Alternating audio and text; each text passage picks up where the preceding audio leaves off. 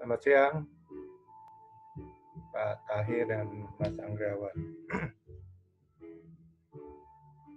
Kita mulai aja ya, udah jam 1 soalnya, jam 2. Udah saatnya. Jadi Pak Tahir habis ini kita lanjut lagi Pak ya, cuman ditutup aja dulu. Jadi kemarin udah bahas kita ada 6 ya, 6 unit kompetensi untuk PLP. Sekarang kita bahas yang 2 unit kompetensi yang terakhir. Melaksanakan inspeksi. Jadi pertanyaan kira-kira kalau dari asesor untuk unit kompetensi ini, apa itu inspeksi?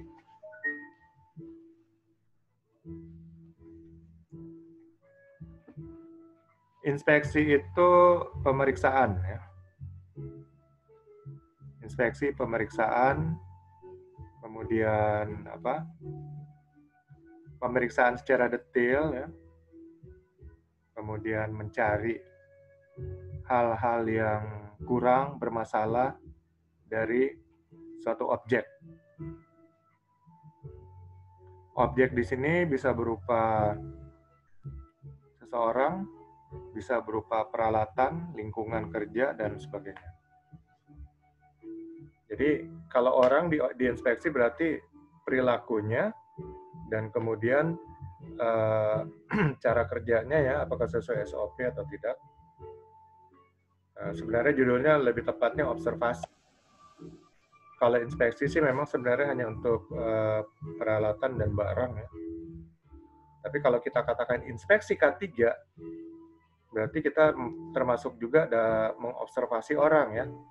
Perilakunya dan kemudian cara kerjanya, lingkungan tempat kerjanya, apakah aman, selamat, ya. Apakah dia ikut SOP, apakah dia mengenakan APD dengan benar, dan sebagainya. Nah, kalau peralatan dan barang, ya kita lihat ya, barang atau peralatan tersebut digunakan untuk apa. Kemudian kita identifikasi bahaya terkait dengan alat atau barang tersebut. Jadi kalau kita katakan barang mungkin bahan-bahan kimia. Kalau alat mungkin ya berbagai macam alat ya. Apakah itu instalasi listrik, genset, dan kemudian boiler, lalu alat-alat berat. Ya. Jadi semua alat lah yang ada di tempat kerja yang kita gunakan sebagai alat bantu untuk mempermudah pekerjaan kita. Nah, jadi kalau kita bicara inspeksi, itu semua yang akan kita periksa. Lalu bagaimana cara memeriksanya? Ya, mungkin ada pertanyaan seperti itu. Ya, kita periksa umpamanya sesuai dengan kalau hal-hal yang berbau teknis, ya tentunya kita mengacu kepada manual daripada peralatan tersebut. Atau kita mengacu, kalau bicara K3, kita mengacu kepada SOP untuk penggunaan peralatan tersebut. Lalu gimana kalau kita nggak punya data-data seperti itu, ya kita harus cari dulu. Nah, kalau perusahaan belum punya SOP untuk suatu peralatan, bahwa cara penggunaannya, ya lebih baik segera dibuat ya. Karena saat diaudit nanti akan menjadi satu temuan gitu. Jadi kita mengacunya kepada prosedur untuk penggunaan peralatan tersebut. Dan juga berdasarkan identifikasi bahayanya ya. Identifikasi bahaya dari penggunaan peralatan tersebut. Contoh kalau alat berat. Alat berat ini bahayanya adalah nabrak ya. Baik orang maupun benda ya, tentu akan menimbulkan kerugian bagi perusahaan. Kemudian alat berat ini bahaya lainnya adalah apabila operatornya kurang kompeten, yang akan menyebabkan alat berat tersebut mungkin nabrak ya, atau cepat mengalami kerusakan karena dioperasikan tidak sesuai dengan standar prosedur yang ada. Ya tentunya kalau rusak ya akan menjadi satu kerugian bagi perusahaan ya, karena kehilangan waktu produksi dan kemudian harus mengeluarkan biaya lagi untuk perbaikan dan sebagainya. Jadi ini harus dihitung juga untuk efisiensinya. Nah itu sebabnya harus dilakukan pemeriksaan. Nah untuk alat berat biasanya dilakukan pemeriksaan harian ya. Jadi sebelum dioperasionalkan itu diperiksa dulu apakah ada kekurangan ya, apakah ada masalah. Kalau sudah diyakinkan ya, checklist pemeriksaannya itu semuanya oke, baru dioperasionalkan. Kalau ada masalah ya, lebih baik jangan dioperasionalkan dulu daripada menimbulkan masalah lainnya. Jadi contohnya mengenai masalah rem ya, lalu ada suatu fitur atau suatu hal yang alat bantu dari alat tersebut yang rusak, seperti lampu umpamanya, atau ya sesuatu yang sebenarnya berfungsi sebagai bagian dari K3 juga ya lebih baik diperbaiki dulu, karena kalau dipaksakan juga akan kalau terjadi insiden ya tentu akan menimbulkan kerugian lebih besar bagi perusahaan. Ya, jadi itu gunanya inspeksi. Jadi inspeksi di sini kita fokusnya kepada inspeksi keselamatan dan kesehatan kerja atau keselamatan pertambangan. Banyak inspeksi lainnya ya, inspeksi teknis. Ini memperhatikan masalah-masalah teknis ya dari satu peralatan. Apakah cara kerjanya kurang sehingga mesin atau alat ini terjadi inefisiensi dan sebagainya ya. Nah, itu masalah lain. Fokus di sini adalah inspeksi yang berhubungan dengan keselamatan pertambangan. Nah, unit kompetensi inspeksi di sini ada 4 ya. Ada 4 elemen kompetensi. Nah, jadi inilah yang kita jadikan acuan kira-kira pertanyaan asesor muaranya dari sini nanti. Mungkin asesor akan bertanya, tolong jelaskan bagaimana cara mempersiapkan inspeksi. Jadi starting inspeksinya apa yang harus kita siapkan?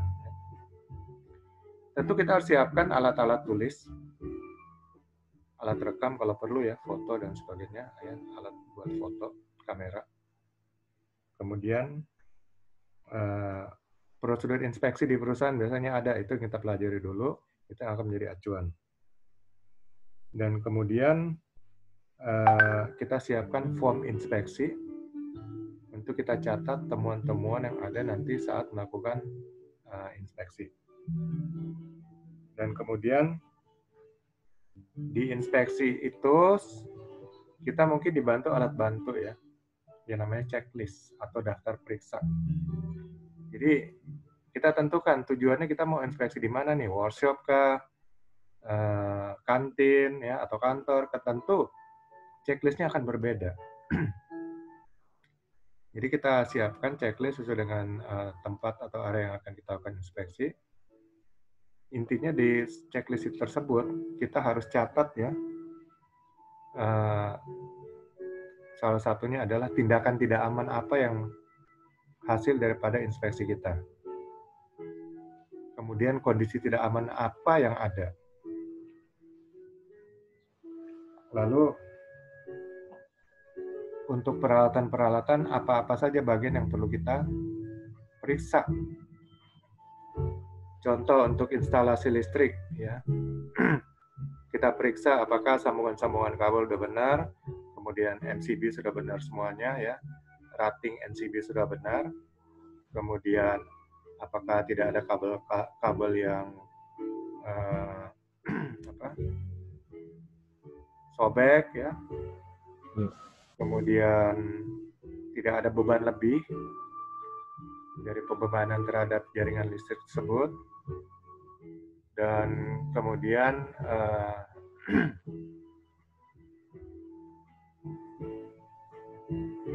teknisi atau operator teknisi listriknya tersertifikasi, ya, sudah diberikan diklat dan sertifikasi sesuai standar peraturan perundang-undangan. Kalau di Kemnaker, dia harus disertifikasi dengan teknisi K3 listrik. Artinya, kalau sudah diberikan teknisi K3 listrik, dia sudah mengetahui nih bahaya-bahaya dari terkait pekerjaan listrik ya. Nah, jadi itu sebagian checklist untuk listrik umpamanya. Nanti untuk peralatan lainnya seperti alat berat dan sebagainya, ya kita buat checklist lagi ya. Jadi sebelum melakukan inspeksi sebaiknya checklist disiapkan. Karena kalau sudah saat kita lakukan inspeksi, mungkin banyak hal yang miss atau lewat nanti. Tapi kalau kita sudah siapkan checklist sebelum inspeksi, maka kita tinggal acuannya melihatnya dari checklistnya aja. Kemudian, ya kita lakukan inspeksi dengan total pengamatan, umpamanya ya, dengan melihat, mendengar ya. Mungkin mesin kita dengerin nih, apakah bunyinya agak aneh gitu. Terus kita periksa, kita lihat ya. Membaui, mencium ya, apakah ada bau-bau terbakar gitu. Nah itu namanya pengamatan total ya, dengan semua panca indera kita. Dan kemudian kita amati suatu aktivitas pekerjaan ya, dari mula dia melakukan pekerjaan sampai selesainya pekerjaan, apakah dia melakukan sesuai prosedur. Nah itu butuh pengamatan. Ya, pengamatan itu bagian daripada inspeksi. Jadi semua apa yang kita lihat, apa yang kita pantau itu kita catat. Ya. Catat. Nah, nanti itu akan menjadi bahan untuk analisa setelah inspeksi. Jadi catatan itu berbeda dengan form inspeksi ya. Kalau form inspeksi itu kita sudah ada temuan ya. Temuan-temuan ya negatif. Temuan positif kalau mau catat juga oke aja. Itu di formnya. Jadi form inspeksi itu mungkin berisi area mana yang diinspeksi ya, kapan, jam berapa, tim yang melakukan inspeksi, ya. Kemudian peralatan yang kita gunakan, APD yang kita gunakan, lalu kemudian di bawahnya ada nomor ya, daftar temuan, dan kemudian tindak lanjut temuan, PIC tindak lanjut siapa? Nah itu kira-kira contoh form ya, form inspeksi. Mungkin bisa dibuat lebih lengkap lagi, tapi kira-kira itu yang paling standar. Ya, itu kalau pertanyaan mempersiapkan inspeksi ya. Jadi banyak yang harus kita persiapkan sebelum kita melakukan inspeksi. Kemudian mungkin asesor akan lanjut dengan bertanya, tolong jelaskan bagaimana cara melakukan inspeksi.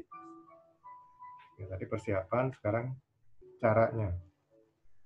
Nah, untuk melakukan inspeksi, metode inspeksi, kita mungkin di perusahaan memiliki SOP-nya.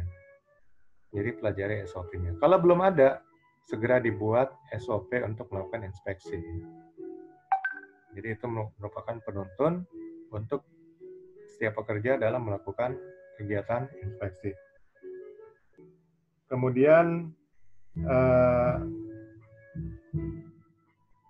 tindakan tidak aman itu contohnya apa aja, nanti ada di checklistnya ya. Biasanya ditaruh di SOP juga. Jadi itu menjadi acuan kita dalam melihat apakah ada satu tindakan tidak aman yang dalam aktivitas kita sedang melakukan inspeksi. Lalu kondisi tidak aman itu apa aja ya? Contoh-contohnya di tempat kerja kita. Nah, itu bisa dimasukkan di SOP juga, bisa juga kita bikin checklist sendiri ya kalau belum ada di SOP.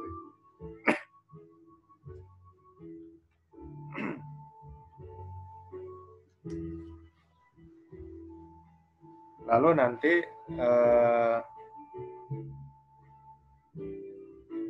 yang kita cari kan terutama tindakan tidak aman dan kondisi tidak aman.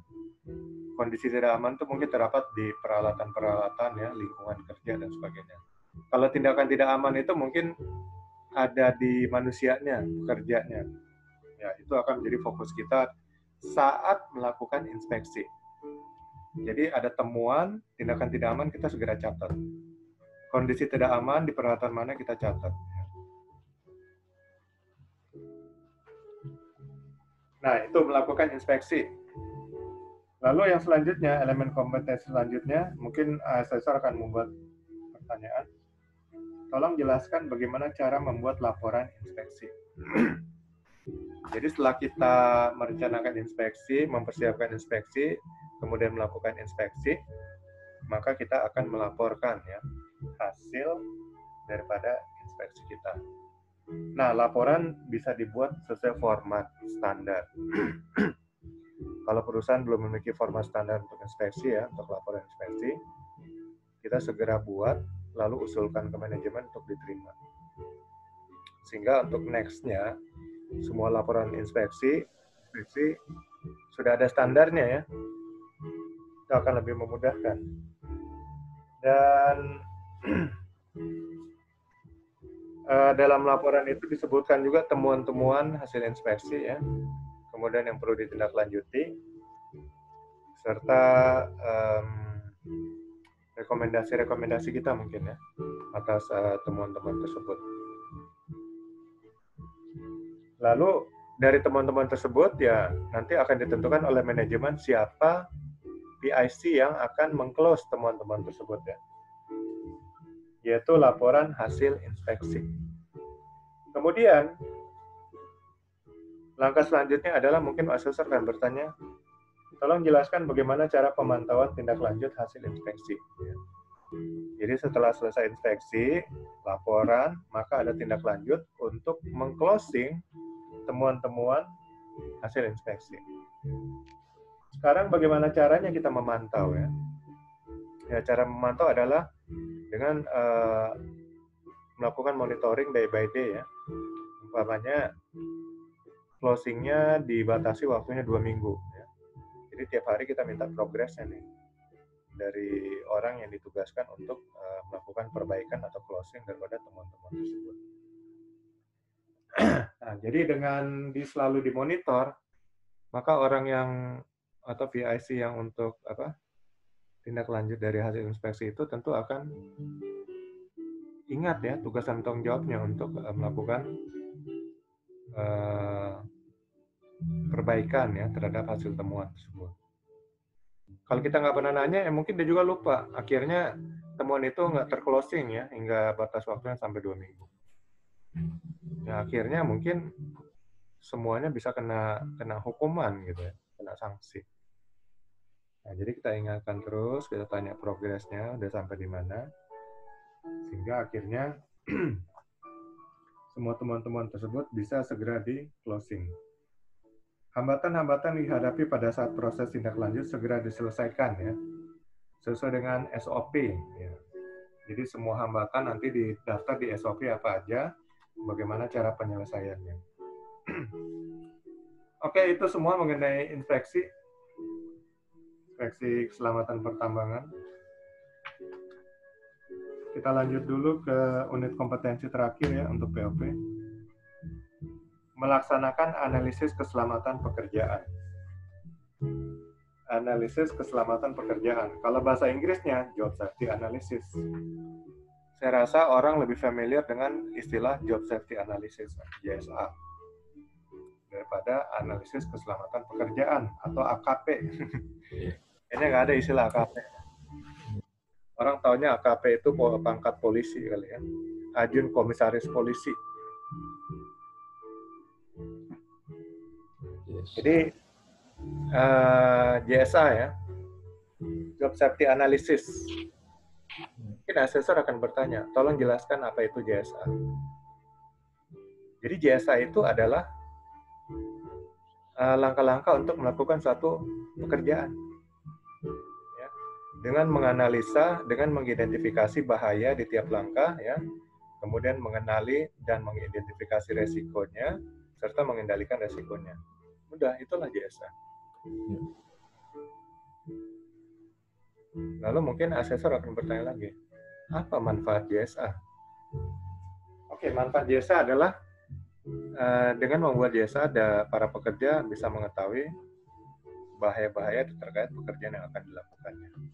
Sehingga mereka lebih aware dan mereka lebih waspada untuk menghindari dan mencegah bahaya dan risiko tersebut agar tidak sampai menjadi insiden. Itu JSA.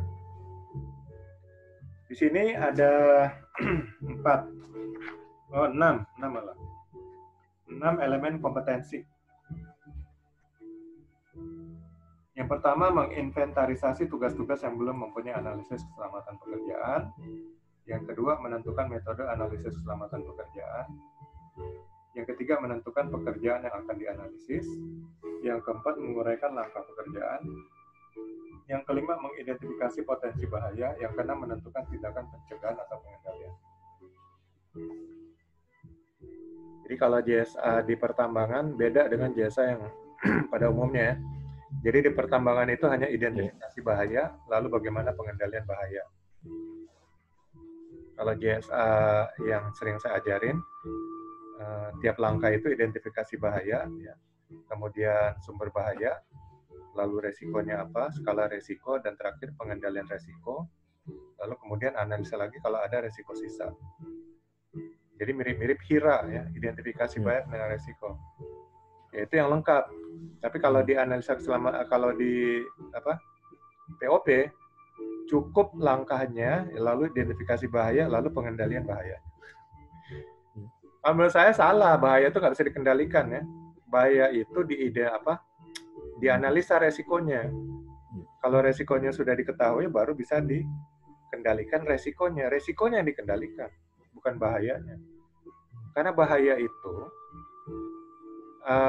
suatu bentuk ketidakpastian, dan bahaya itu masih kayak berbentuk opini gitu, atau sesuatu yang imajiner, bukan fakta,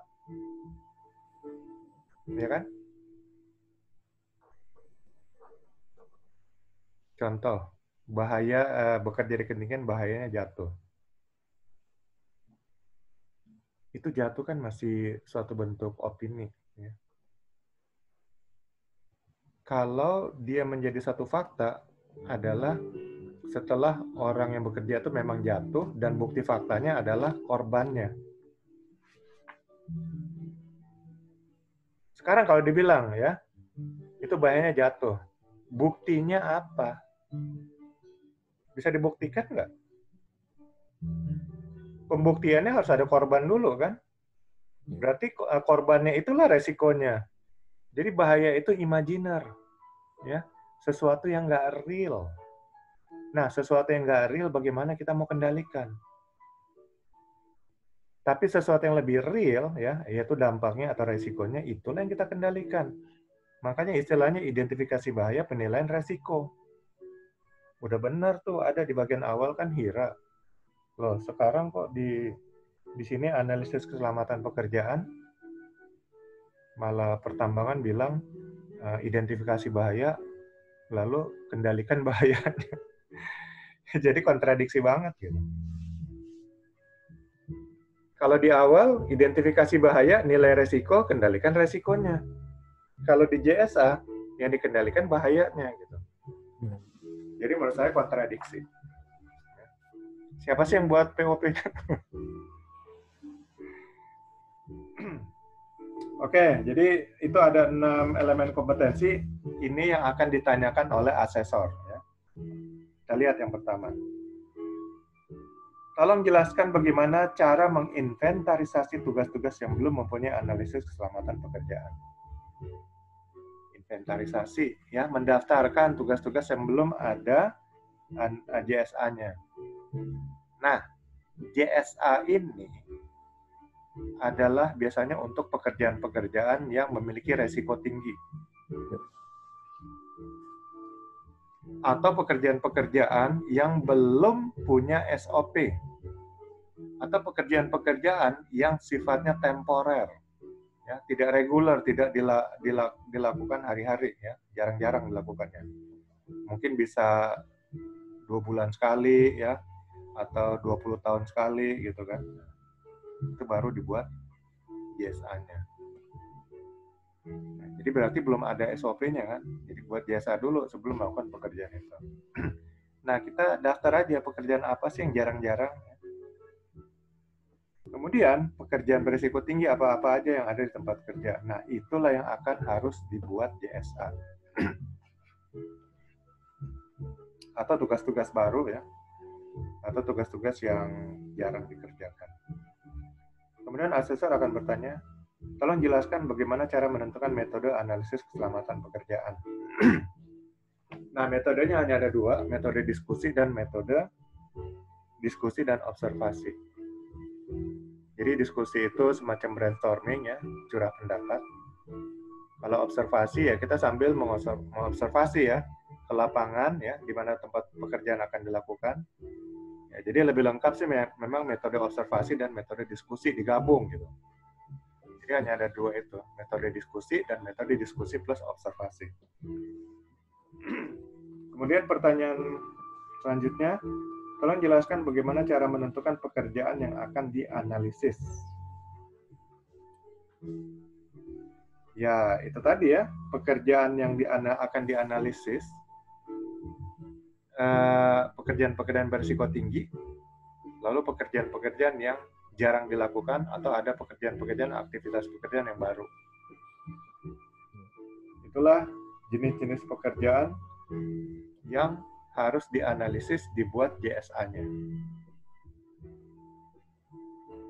Dan pekerjaan-pekerjaan berisiko tinggi ya tentunya kita sudah tahu ya, seperti pekerjaan di ketinggian, pekerjaan di ruang terbatas, pekerjaan penggalian, ya. Kemudian pekerjaan panas mungkin sebagian, atau pekerjaan dengan listrik tegangan tinggi dan sebagainya. Kemudian asesor akan tanya, tolong jelaskan bagaimana cara menguraikan langkah-langkah pekerjaan. Oke. Langkah pekerjaan. Jadi cara membuat langkah pekerjaan, ya, kita identifikasi dulu pekerjaannya apa, dan kemudian awal pekerjaan apa, lalu akhir pekerjaan apa. Nah, kalau kita sudah tahu dari awal sampai akhir, maka kita bisa membuat langkah-langkahnya. Cara membuat langkah jangan terlalu banyak, ya, sehingga ada langkah-langkah yang sebenarnya nggak perlu. Ada juga, jangan juga membuat langkah terlalu sedikit, sehingga ada sebenarnya langkah-langkah yang nggak ada, atau miss, atau hilang. Jadi yang pas, makanya kita benar-benar brainstorming nih dengan tim. Kita akan buat, oke, langkah pekerjaan dimulai dari sini, diakhiri di sini. Bagaimana cara kita melakukan langkah ya? Langkah pertamanya apa? Kemudian selanjutnya apa? Saya kasih contoh begini. Ada satu pekerjaan ya, menggerinda batang besi.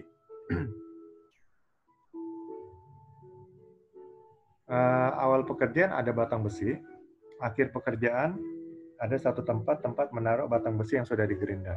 Udah. Jadi hanya 3 langkah. Ambil batang besi, gerinda batang besi. Langkah ketiga, letakkan batang besi yang sudah digerinda di tempat yang sudah ditentukan. Udah, itu aja. Dulu saya tes orang-orang, wah apa? Tentukan apa? APD, ya. Tentukan ini, alatnya. Lah, alatnya udah jelas gerinda. APD yang diperlukan ya kita lihat bahayanya dan melakukan pekerjaan itu apa aja. APD itu sudah ditentukan di dalam form JSA. Di form JSA itu udah tertulis nama pekerjaan apa, ya. Kemudian di mana pekerjaan dilakukan, siapa yang melakukan, ya, tim leadernya siapa, anggotanya siapa, kapan dilakukan, ya, jam berapa dan sebagainya. Di bawahnya alat yang digunakan apa aja, di bawahnya lagi ada APD yang digunakan apa aja. Kemudian apakah APD dan alat sudah diperiksa layak untuk pakai. Baru di bawahnya langkah-langkah kerja. Langkah kerja, kemudian di tiap langkah ada kolom selanjutnya, bahayanya apa, dan terakhir pengendaliannya apa. Ya, gitu aja. Jadi udah nggak sebut lagi apa sediain APD ini, enggak. Itu udah ada bagian dari formnya ya. APD apa yang akan kita pakai gitu. Jadi langkahnya nah itu menggerinda batang besi. Ya, pertama ambil batang besi, Yang kedua, langkah kedua, gerinda batang besi. Langkah ketiga, letakkan batang besi yang sudah digerinda di tempat yang sudah ditentukan. Selesai. Baru kita analisa ya. Bahaya saat mengambil batang besi ya. Mungkin bisa terjatuh, kena kaki, kita pakai safety shoes pengendaliannya. Yeah. Mungkin ada bagian-bagian tajam batang besi, kita pakai sarung tangan katun. Udah, selesai. Nggak perlu safety helmet. Langkah kedua, gerinda batang besi. Nah, ini mungkin bahayanya lebih banyak ya. Saat menggerinda kan mungkin ada percikan api ya. Ada bahaya kebakaran ya. Pengendaliannya sediakan apar. Jadi begitu ada api muncul langsung padamkan dengan apar. Mungkin ada bahaya listrik ya. Bahaya listrik. Kesetrum. Ya, pengendaliannya periksa dulu ya kabel-kabel listrik apakah ada yang terkupas atau enggak. Kalau ada yang terkupas, segera diisolasi dulu ya. Kemudian bahaya selanjutnya adalah bram ya. Serbuk-serbuk hasil gerinda itu bisa masuk ke pernapasan. Pengendaliannya pakai masker. Lalu bisa kena mata, pengendaliannya pakai safety Google.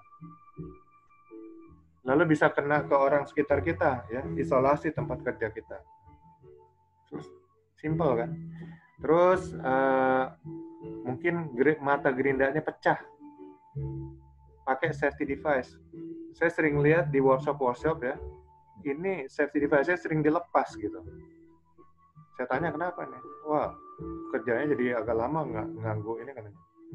Loh, lebih baik diganggu apa nanti diganggu cedera gitu. Jadi ya tetap kita pakai safety devices-nya. Karena dalam kecepatan tinggi kalau dia pecah, apalagi kalau sudah tipis ya, itu pecahannya bisa nempel masuk ke kepala ya. Atau terlempar ke tempat jauh, kena teman kita yang di tempat jauh. Jadi tetap pakai safety devices-nya. Dan juga lihat ya, kalau mata gerinda udah tipis lebih baik diganti aja. Karena takutnya dia pecah. Ya itulah bahaya di langkah kedua ya. Lalu langkah ketiga, letakkan batang besi yang sudah digerinda di tempat yang sudah ditentukan. Bahayanya sama dengan langkah pertama ya, terjatuh kena kaki ya, pengendaliannya pakai safety shoes. Kemudian masih ada bagian tajam-tajam bekas gerinda ya pakai sarung tangan katun. Udah. Jadi cukup ya contoh GSA itu menggerinda batang besi 3 langkah aja. Oke, kemudian asesor mungkin akan bertanya, jelaskan bagaimana cara mengidentifikasi potensi bahaya. Ya, kemarin saya sudah bicarakan waktu di HIRA, potensi bahaya. Ini potensi bahaya terhadap manusia pekerjanya ya. Apakah saya bisa tertabrak, terjatuh, terpeleset, segala macam. Nah, kalau di contoh gerinda tadi, apakah batang besi ini bisa terjatuh? Ya bisa, makanya pakai sarung safety shoes kan. Apakah batang besi ini bisa melukai tangan? Ya bisa, makanya pakai sarung tangan katun. Apakah gerinda ini bisa pecah? Ya bisa, makanya pakai safety devices-nya untuk alat gerindanya. Dan seterusnya, ya seperti itu ya. Kita dibantu dengan checklist pertanyaan untuk mengidentifikasi potensi bahaya. Atau potensi bahaya itu dari pekerjaan itu sudah kita masukkan di SOP. Jadi kita tinggal cek aja di SOP checklist-nya. Yang terakhir, pertanyaan mungkin coba Anda jelaskan bagaimana cara menentukan tindakan pencegahan atau pengendalian. Ya. Tindakan pencegahan pengendalian tergantung bahayanya. Ya, tadi bahayanya terjatuh batang besi ke kaki.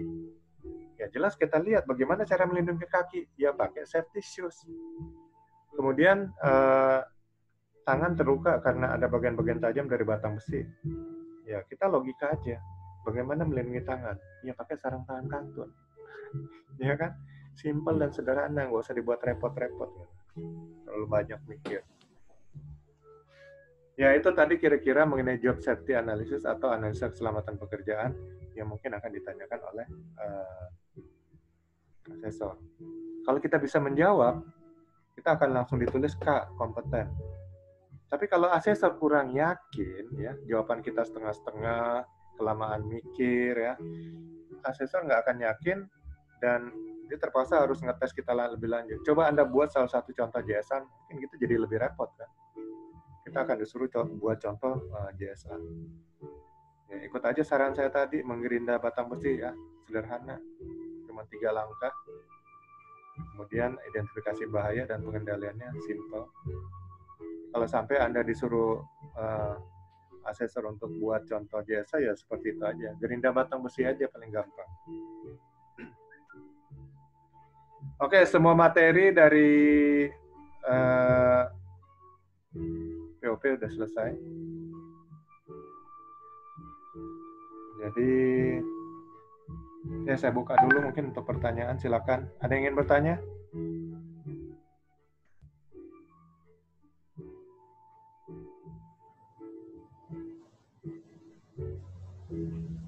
Kalau nggak ada, kita nanti ya komunikasi aja lewat WA group ya. Jadi, kalau sempat besok kita masih adakan untuk latihan-latihan. Ya.